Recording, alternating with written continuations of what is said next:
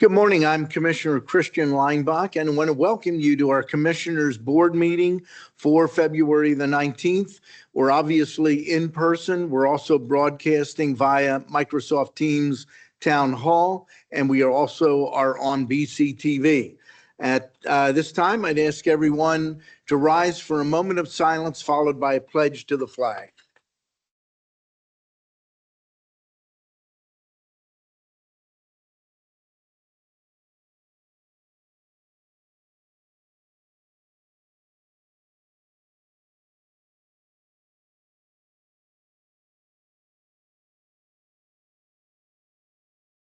I pledge allegiance to the flag of the United States of America and to the republic for which it stands, one nation, under God, indivisible, with liberty and justice for all.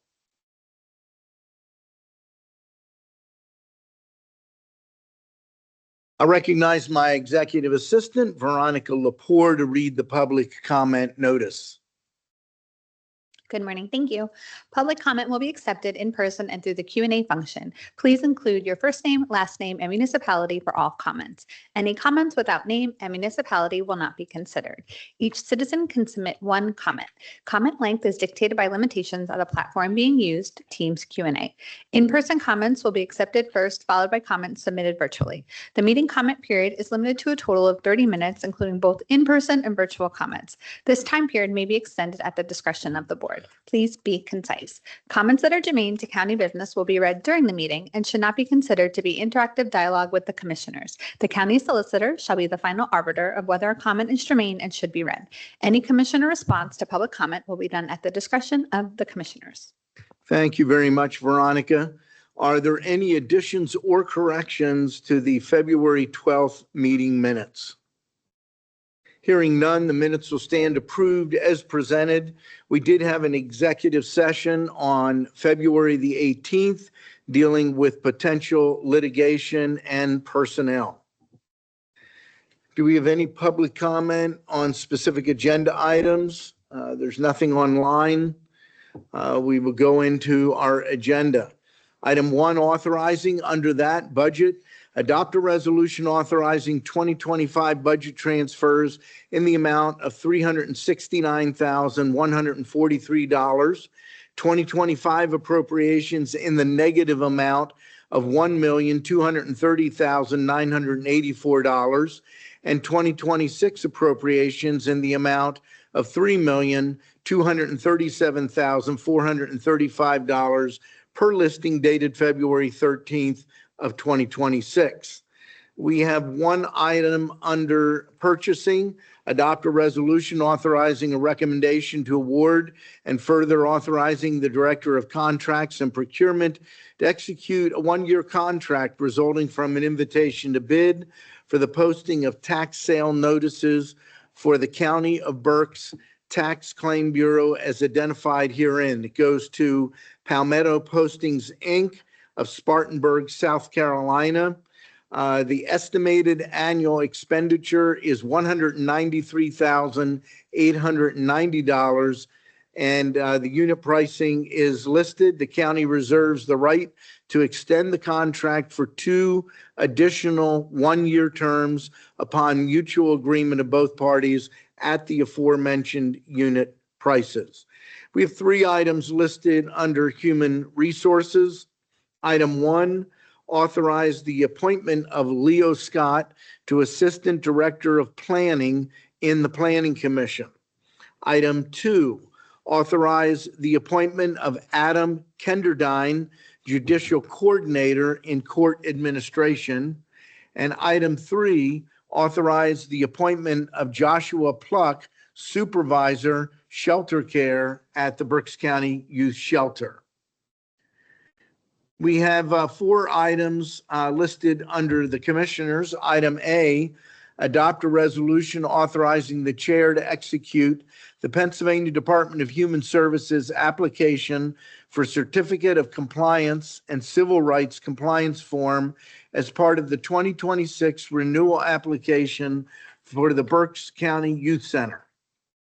Item B, adopt a resolution authorizing the chair to execute amendment number 5 to a grant agreement for the Employment Advancement and Retention Network Program to extend for an additional year effective July 1, 2026 through June 30th, 2027. This agreement is between the Commonwealth of Pennsylvania through the Department of Human Services and Berks County Commissioner's Employment and Training Office Workforce Development Board. This resolution shall further authorize the Chief Operations Officer to execute all documents and agreements necessary to facilitate and assist in obtaining the requested grant. I'm going to pause at this time. Yesterday, we received, we being a number of people in the county, including the commissioners, communication from President Judge Johnson congratulating Judge Geishauser and her team regarding recent certification from the AOPC. And it appears that this is one of the first programs in the Commonwealth to go through this process. I'm really fortunate. We're glad that Judge Geishauser can be here. Judge, congratulations to you and your team. If you could tell us what this is and why it's important. So just so that all of you are aware, I am actually here with some of our team members as well as the coordinator for treatment court. Thursday is the day that we Go ahead and introduce them. DUI court. So we have April from BCC, George from PA Counseling, and my amazing coordinator, Alex Velasquez from Adult Probation. Great. So about 2 years ago, the Supreme Court collaborated with the Administrative Office of Pennsylvania Courts to determine that it would be a good idea for there to be some more uniformity across the state with regard to how treatment courts are being run. That was probably for several reasons. One, they wanted to ensure a product that was compliant with the best practices as set forth by the All Rise organization, which is the National Treatment Court organization. And so they put together a skeleton type procedure for certification. 6 courts across the Commonwealth were chosen to participate in this early process. And not only did we work through our own certification, we actually vetted the process that the other courts across the Commonwealth will have the opportunity to go through this coming year. And so it was a great honor for us to be chosen. I don't know that we anticipated that we would be chosen, but I was happy that we were. And it was very rigorous. We have both our drug court and our DUI court that are now certified. The courts will be certified in odd and even number of years. So in the next couple years, we're going to be working to certify our mental health and veterans court programs. It took a tremendous amount of data. They vetted every aspect of our program. They vetted how we conducted court, our numbers, how long it takes for individuals to get into the court, how long they're in the court, how many sanctions we give, how many adjustments we give, how many incentives we give, the number of times probation visits their home, the amount of testing that they received, the dosage of treatment. It was very, very a deep dive into our program. And I am very proud that we came out on the other side of that and we are now certified. Well, thank you for taking time to be here. I promised Judge Johnson that as soon as you walked in, wherever I was, I'd finish that component and we'd go right to you. But Berks County was one of the first courts in the Commonwealth to bring treatment courts in. And I know they've expanded over the years. But I also know that when you and Judge Johnson, shortly after you were elected, both of you jointly took tremendous interest and really led the treatment courts. And in my opinion, took them to a whole new level in Berks County. And I think in part, and this is just my opinion, that's led to this certification and led to what you described is the AOPC really utilizing you and your team to help vet the process that other counties across the Commonwealth will go through. Well, thank you. I think Judge Johnson and I get a lot of credit and we appreciate that. But as you are well aware, Mhm. nothing can happen Right. without my team. I come up with ideas and then they make them happen. And they have to do all the hard work. They have to sit with each participant. They have to go into their homes. They have to get to know their families. I mean, they have to provide the treatment. Mhm. They do all of the very difficult work, and I end up getting all of the credit, which seems a little unfair. And beyond just my team partners, I think we are very appreciative of the support that we've received from the commissioners. We're extremely appreciative of the support that we get from District Attorney Adams and Chief Public Defender McConnell. There's really no office in this courthouse that is not supportive of our program and that has not been receptive when I said, hey, this is going to take us to the next level. Will you help me? Everyone always steps up. And I've said it a million times and I'll continue to say it. I go to judge conferences often and we sit with the other judges who preside in treatment court across the state. No one has the level of support in their county that Berks County has. No one. They have to jump through a million hoops. There are some who actually actively resist treatment court. And so I have never, ever had to face that, not from the first day that I was assigned to it. I'm very, very appreciative of all of you and all of the offices who support us because we could not do this work without your support. So thank you. Yeah, and I think it's important that the public understand this is not some free get out of jail deal. There is a very strict process that determines who's eligible for treatment court, who is not. But there's a benefit to society. There's a benefit to the taxpayer when we can divert people from jail and deal with their issues through the treatment court process. And the idea is with the programming that hopefully their issues are dealt with and we don't see them again. That's not always the case. There's challenges around that. But again, it's a savings to the taxpayer and it's not about letting violent criminals roam the streets. Nothing to do with that. I've watched this. I'm in my 19th year. And I have been so thrilled with the results. Occasionally come to the graduation ceremonies. It's a pretty incredible program. It makes our community safer and it absolutely changes the lives of the individuals that go through it. And in many cases, their families and their friends that know them from before versus after. Well, I think it's important for the public to understand we are not permitted to take violent offenders. Right. Or sexual offenders. There are offenses that are statutorily prohibited from entering a treatment court. So this is a court for individuals whose substance use disorder drives their criminal behavior.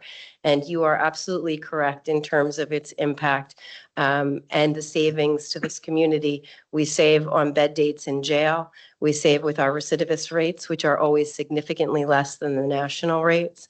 So with our 3-year look backs, for most of our courts, we're in single digits for recidivism. And so that's a huge savings to the community because now individuals are out, they're working, they're caring for their families, they're paying their child support. They're not coming in to see me on a regular court day. So it's all Right. really good. Yeah. It's also important to understand that it's not a free get out of jail card. There's work that the people have to put into it to be able to graduate from it. And if they don't graduate, then their sentence stands, correct? So they have to go through this whole process to be able to graduate. That's correct. And I have always maintained that I would probably choose jail over coming to see me every other week. This is a very difficult program. It Does is that very reflect on the folks over here? They agree. It I is see them difficult. laughing. We don't, nobody gets a free pass. We are in their business every day, 7 days a week, 24 hours a day, 365 days of the year. We are in their homes. We are talking, we're in their jobs. We are in their life, immersed with them. So there's pretty much nothing that they can get away with that we don't know. The difference is how we respond to what those choices are. The model of treatment court is to recognize that these individuals, the foundation of what they're doing is based in a disease. And so when they make certain choices, that's where we start. with their disease. And so our first line of defense is always with our treatment providers. Obviously, if there's any safety issues, either for the individuals or the community, we address that immediately. But, we look to get them inpatient if they need to get inpatient. We just try to care for them. And you will, if you spend any time in treatment court, you would know that most of these individuals did not start out life like many of us. They did not have parents who made sure that they got to school and cared for them and provided them with structure and guidelines on how to make good choices. Many of them have been assaulted at very young ages. They have been in the system in other ways. So we have hard work to do, but they show up, and it's a very rewarding model. And I have to tell you, I feel very blessed to be assigned to it. And I'm thankful again to everything that all of you do to help me do this program the way that we implement it. So thank you. Thank you. Yeah, just briefly, I just want to, again, thank you, Judge, for all the great work that you do, and congratulations Thank to you and your team. You certainly make a difference in our community, and we really appreciate it. I have to point out, I know one of your staffers over there pretty well. I happen to be on the basketball court with the young Alex Vasquez. We both referee basketball, so Yes. she's a superstar. I'm just, middle of the road. So Oh, I believe expect to see her in the WNBA or the NBA very soon, so. I was at me, she is a superstar. I was at a game with her on Saturday, and I asked her, so who's the better ref, you or Commissioner Santoni? I'm not going to answer what she said, but That's a no-brainer. But thank you so much. Appreciate Yeah, it. well, we're very lucky. She's a superstar on and off the basketball court. I owe this certification in no small part to her efforts. So thank you. Well, All right, have a thank you nice very much Rest of for your day. taking the time out of your schedule to come up and not just share with us, more importantly, share with the public. Normally, we have 69 News is listening, normally Reading Eagle. So hopefully they will pick up this and share it with the public. I hope, because I think it's important for people to understand the hard work that happens in the courthouse, and hopefully it restores some of their trust in the justice system and the great work that our Board of Judges, that we do every day. Everybody's Absolutely. trying here. All right, thank you so much. thank you. Thank you. Thanks. Yep, take care. Okay, back to our agenda. We are under the commissioners, and we're on item C.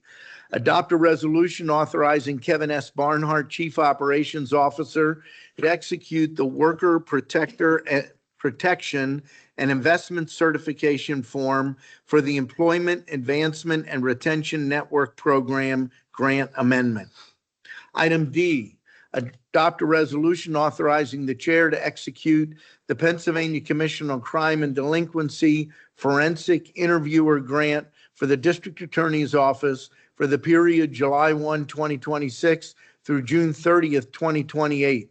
This resolution shall further authorize the Chief Operations Officer to execute all documents and agreements necessary to facilitate and assist in obtaining the requested grant. Item 2, a motion to authorize the execution of contract agreements and amendments as set forth in the contract agenda listing dated February the 13th of 2026. There are a total of 12 contracts.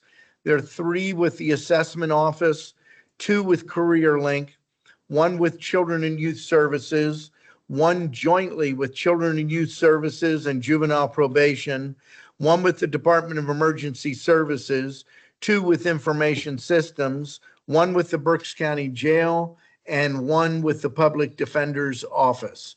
Item 3, motion to authorize the execution of payments and electronic transfers for the week ending February 20th of 2026. Item 4, motion to authorize the execution of employee payroll disbursements dated February 24 of 26. Motion to approve the agenda as presented? Second. The motion has been made and seconded. Is there any discussion? Hearing none, all those in favor signify by saying aye. Opposed? The motion is carried. We'll move now to reports of our treasurer and controller. We'll begin with our Berks County Treasurer, Mitchell Darcourt. Mitch. Thank you, Commissioner. Today we have an opening balance of $210,819,855.17.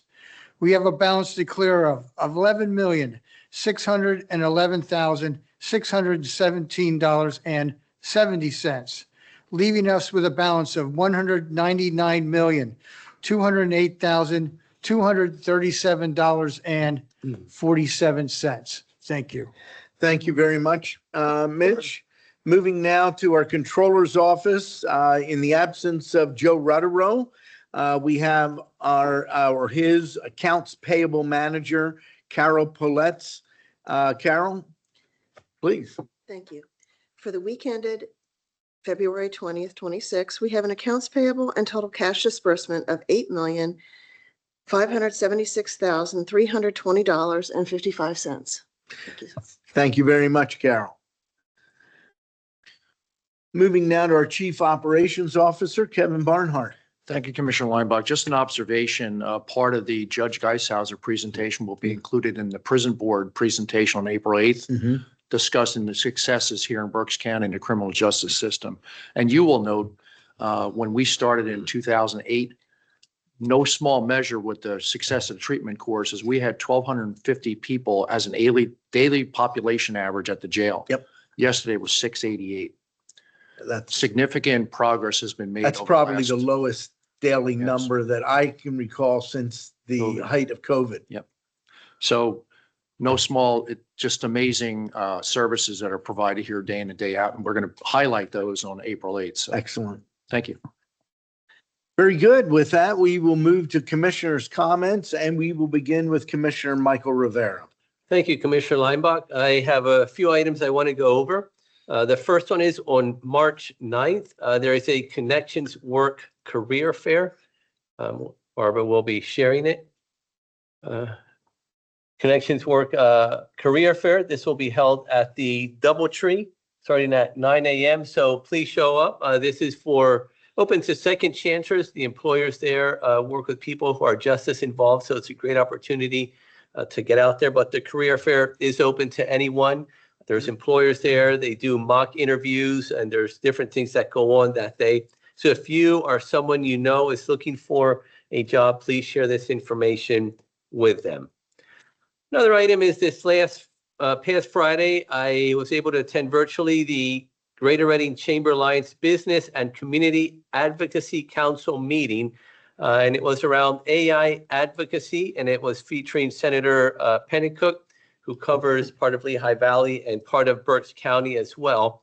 And she was sharing her insights on the work that she does leading artificial intelligence legislation in the Pennsylvania General Assembly.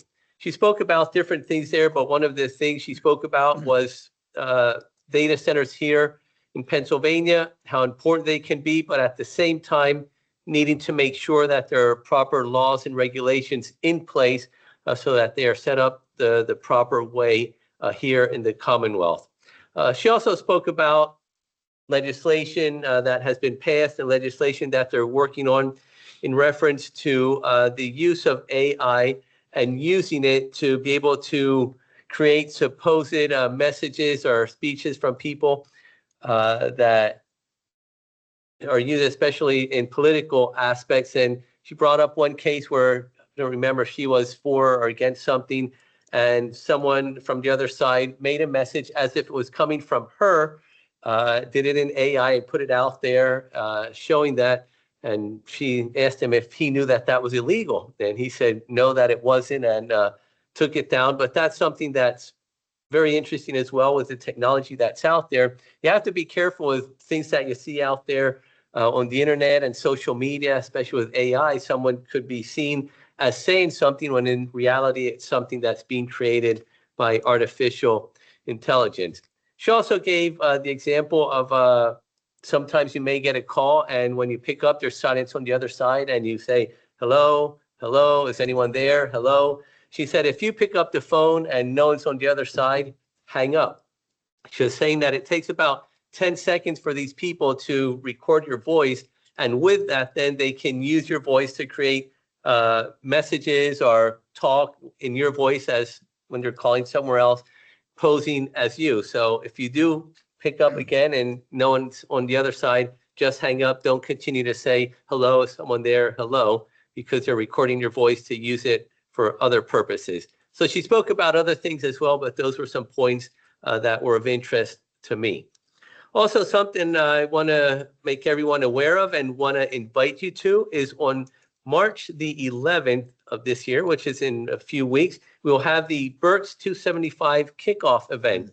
Berks County on March 11th of 2027 is celebrating 275 years of existence. And we are kicking off over a year long of celebration this March. It will be at the Rack Miller Center for the Arts starting at 6:30.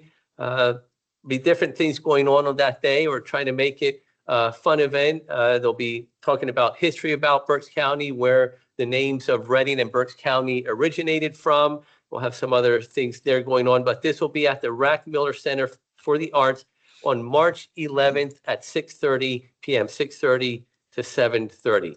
So make sure you're there. Invite others to attend as well. It's open to the public. And my last item is we do have an election board meeting at 11 o'clock today. Thank you very much, Commissioner Rivera. We'll move now to Commissioner Dante Santoni. Thank you, Mr. Chairman. I just got a couple brief things. My advice, by the way, to people, if you don't know the phone number, don't pick up at all. Don't even answer. Anyway, we at our town hall meeting up at Bethel and Tulpehocken, we indicated that we would provide information when we hear about it at our meetings. So I'm going to do just a brief follow-up on some of the things that have occurred since our last meeting. I know that we're still waiting to have a meeting with DHS with some of the questions that we all have. Congressman Muser's office is coordinating that, and we're still awaiting when that will be. So hopefully that will be in the very near future. I know that the partial shutdown has caused some issues with that as well. So we are still waiting and working on that. And the other thing I wanted to mention, and I know this was made public at the end of last week as well, a letter from the governor's office, and I've been working with the governor's office on some of what they can do to help us throughout this process. Governor Shapiro has sent a letter opposing the facility. And also there was a letter sent out from a bunch of members of his cabinet, Department of, let me get that, Secretary of Health, the State Fire Commissioner, Secretary of Environmental Protection, Director of Emergency Management, and Secretary of Labor and Industry sent a letter to the Department of Homeland Security, copied all our elected officials at the federal and state level with some concerns about the building of it. The building code standards concern. There's a concern about public health and safety. The fire commissioner has expressed that. Sewage requirements are another big issue that there's a real concern about. That's in the governor's concern and his staff's concern, and the drinking water requirements. So the governor has been working with us. It's provided lots of resources, legal and otherwise, so we look forward to continue that work with him. And as we move forward, we'll certainly keep the public updated as to any information that we might have. The only other item I have is I wanted to offer my condolences. We lost a community leader, Stratton Marmaru, passed away either early this morning or late last night. I'm not exactly sure the time, but I want to offer my condolences to his daughter Stephanie, his son Peter, and their families. Strat, many of us know, was a former city police officer, a member of city council. Commissioner Leinbach reminded me he's served on the Reading Stadium Commission for many, many years, and a very active member of the Greek community. He was very proud of his Greek roots. So I want to just publicly say my condolences on the passing of Stratton Marmaru, who I was proud to call my friend. So thank you, Mr. Chairman. That's all I have. Thank you very much. And I will add my condolences. Stratton Marmaru, when I took office, was extremely active in many different areas. Part of that time as a member of council. And whenever there were public events, you could count on him being there and representing not just the interest of the city, but it represented his district. And that was very important to him. A couple of items. I just want to note, I'm starting to get some more feedback on AI based on well, actually, you had it as part of your goals and objectives. I had it as well. I have a call back to a professor, I'm not going to say what school, who is very, very concerned, relatively young individual, they identified themselves as Gen Z, that thinks AI is extremely dangerous, and have a lot of concerns. And you might wonder, why would you bring that up? Off and on, there have been concerns. At one point in time, some of you may remember Elon Musk absolutely opposed AI and was talking about the way to get away from it was to go to Mars. But now Tesla has Grok, which is one of the top generative AI tools. I just will reiterate, and this is one of the things I would share with this individual. AI is no different. It's more complex than a television or something else, but in and of itself, it's agnostic. It isn't good. It isn't evil. So it's what we do with it. And I said, number one, we have to overlay whatever we do in county government, AI, with ethics and policy that strictly controls it. The idea that we can put the AI genie back in the bag, it isn't going to happen. And it's not, AI's been around for decades. We're talking really, when people talk about AI today, most of them are referencing generative AI that can do dramatic things very quickly.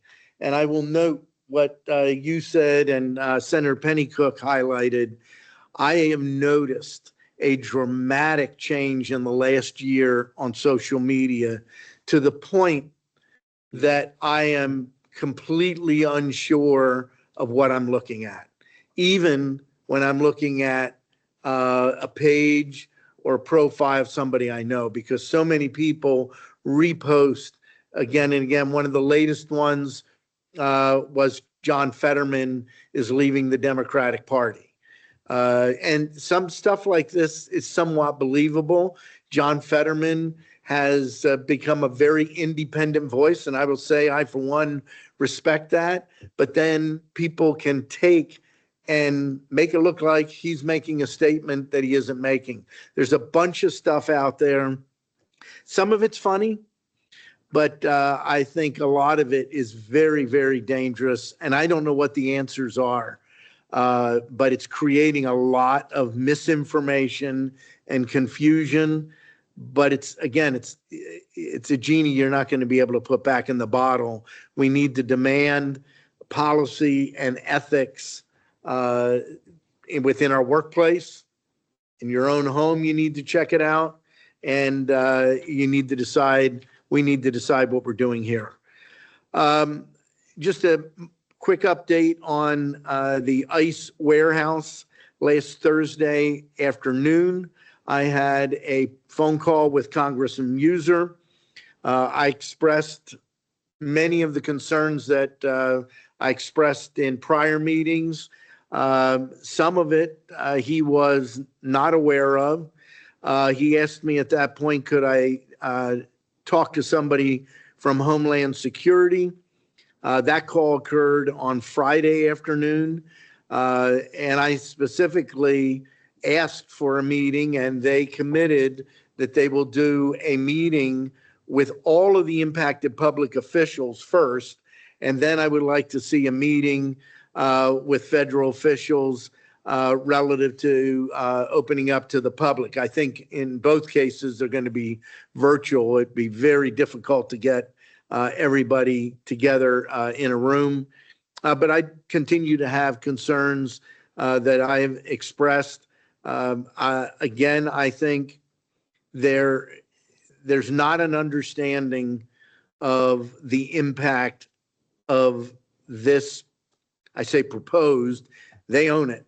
But what this facility could impact economically, infrastructure, I have concerns around transparency when it comes to humane treatment. When I say humane treatment, and I've talked to people on both sides of this, I'm not talking about a luxury hotel environment. I'm talking about an environment common to what we have at our jail. It's respectful, 3 meals a day, showers, bathrooms, clean. We meet inspections, I believe, annual basis. Is it annual that we get Department of Corrections every other year? I think those things from a humane standpoint need to happen. We'll see where things go. I also am going to be in, and this is the last part of what I want to talk about. I will be leaving shortly after the elections meeting to head down to DC for the National Association of Counties Legislative Conference. I have a meeting scheduled Sunday afternoon with staff of NACO that deal with counties and immigration issues, just trying to get as much information as I can from them to find out what counties are doing. The big thing I continue to tell people, I just got one today that said, you need to do whatever you need to do, permits, et cetera. We don't control the permits. There, I believe, are 2 states, Illinois and Pennsylvania, that have very similar government where it's municipal, it's separated, and it really weakens any kind of power that we would have. I asked the question of the representative from Homeland Security about that, and I named Howard County, Maryland, because if you remember from our town hall, Howard County, Maryland was cited. And I said, am I right that while federal preemption makes it virtually impossible for a state, or county, or municipal government to stop the federal government, that when a county decides to take on something like this legally and say, we're holding the permit, we're not giving you the permit, we're not going to approve the change in use, take us to court, that at some point I says, this isn't worth it, go someplace else. And he shook his head. He didn't say yes. He shook his head, yes. And I think that's what can happen other places, but you have to have the teeth of those legal issues. So hopefully I will get more information. The NACO Legislative Conference is a great opportunity to connect with federal agencies. I'm a little bit at a loss to know what agencies we're going to connect with, because what are we in? It's sort of a shutdown. It's kind of a partial, isn't it? Sunday afternoon, we're supposed to have approximately 80 federal agencies in one of the big ballrooms, all of them set up. We do this every year, and we can go around and I can go talk to the FAA about the airport. I can talk to the Federal Rail Administration about Schuylkill River Passenger Rail. I can talk to Homeland Security about this facility. I have no idea what's going to happen even now with that, but I am looking forward to it. Probably one of the exciting things that I will get to do, we will have our first formal mid-sized county caucus meeting. And by formal, we had a gathering in Philadelphia, but we've put together an agenda.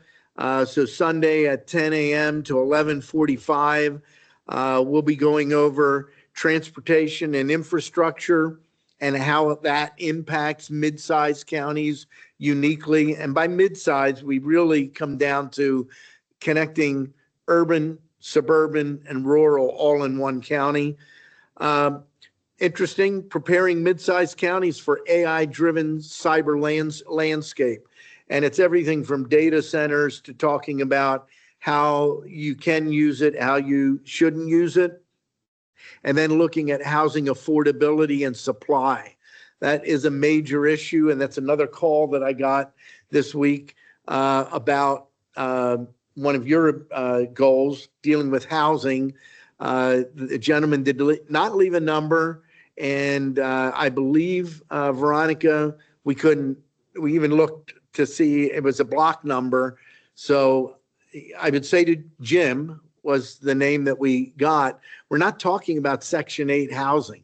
We're talking about the lack of availability of housing in all categories and the impact it has on the entry level home buyer who's knocked out of the market, forced into rentals, and rentals generally in this area, cost per square foot are more than what they would pay for a mortgage. I don't know if you want to add anything, Yeah. assuming he might be watching. I mean, something to look at as well. I keep my eye on what the, I'm sure Mitch probably does as well, and what the market is like. If you go back, I don't know, a few months ago, we are somewhere mid 425 to 450 single family homes on the market. Yesterday, we're at 330. So for the last like 4 or 5 weeks, it's been in the low to mid 300s. So it's gone down about 20 to 25% this past month or so. And So it's not a an tough interest market. rate It's issue not an either. interest rate issue, no. The interest rate, and I just saw this prior, was it 1998 was the first year the interest rate was as low as 6.5%. And we've gone through an artificially low environment. So, and we're right around 6.5 right now. Yeah. So it's not an interest rate issue. There's a lot of other factors coming into play. That's all that I have. I will report back at our Thursday meeting. Comments from row officers? I don't have anything at this time, Commissioner. Nothing from the controller's office. Thank you. Matt. Well, thank you for joining us, Matt. Matt is one of our row officers as well. Any public comment? Nothing in person, nothing online. Mr. Chairman, I make a motion, we adjourn. Second. One reminder, 11 o'clock election board meeting. Meeting is adjourned.